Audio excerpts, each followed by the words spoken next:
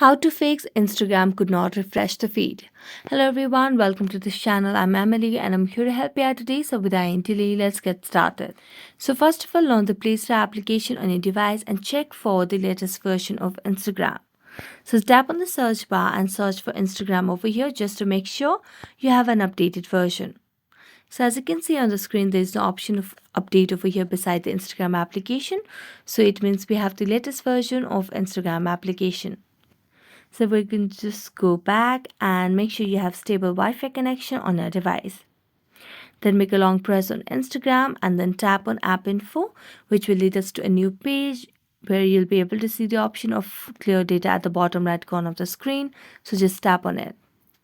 Now clear the cache and tap on OK. And if it's possible, you can delete all data as well. Now go back and relaunch the Instagram application and this might help you fix the issue. So thank you so much for watching this video and see you next time.